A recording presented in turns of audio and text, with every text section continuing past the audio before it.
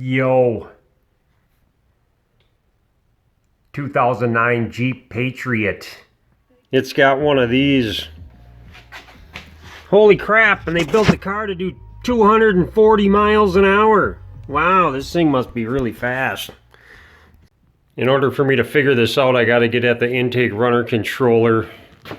I think it's down. I think it's right there. See what kind of damage I can do to this thing. Turn these little knobs a half a turn. And this comes out. Child-proof connector on this intake air temp sender. Now it looks like I don't even need to unplug it. I can just pull it right out of the tube. Unscrew this hose clamp. Might as well take this cover off. I got a vent hose I can take off. I don't think this thing's bolted down at all. I'm pretty sure I can just pop this out.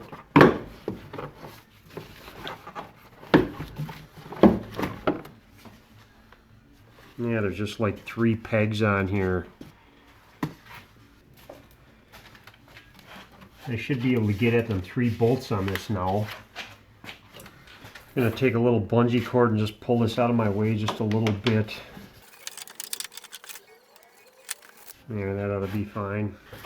There's a child-proof connector on this thing. Got to push that little red piece back and then push in this tab right here. And that unplugs.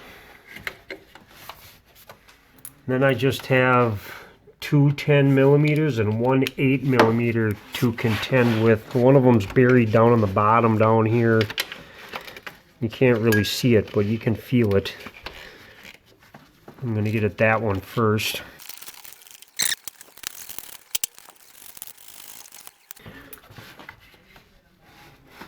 Then I can take the thing out. I just need to get in here with a screwdriver and just see if this thing turns. And it does. It opens and closes. It doesn't feel like it's sticking at all. It doesn't move that much. It's just a butterfly that opens and closes in there. So now that I believe that thing is working right, I'm going to put an intake runner controller in it. And if that didn't turn, if it was all stuck or something, you got to take the intake manifold off and clean it, but I don't have to do that. Or replace the manifold. I have a dormant part. That's the number. Hopefully it's right. Pretty dead giveaway that this part is bad. Because I can turn this and it stays wherever I put it. And they're supposed to home. So I turn this and it snaps back. So I guess that's the only thing I need to do to test the thing. I'm going to make sure this butterfly is turned all the way to the left. Just because this thing is spring loaded and it always wants to go left. So it's how it closes that way.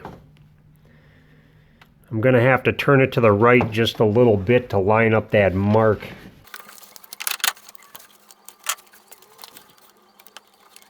I got it lined up and I can just turn it and stick it in that spot right there. That kind of holds it in there.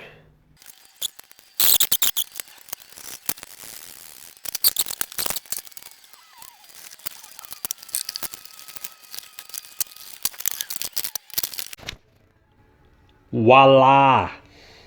I'll just erase the codes on the thing.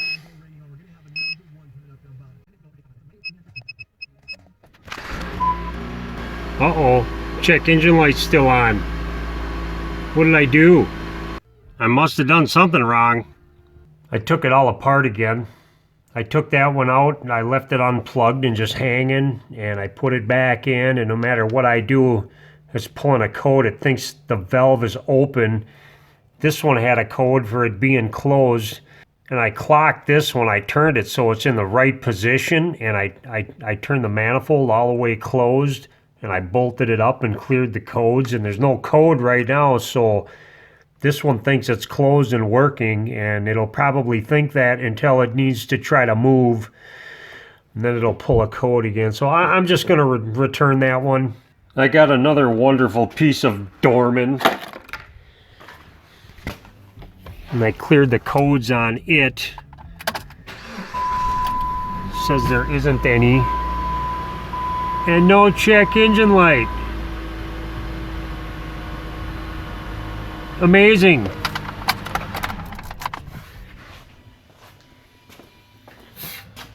Round 2 worked for me. I'm gonna button this up and get it the hell out of here.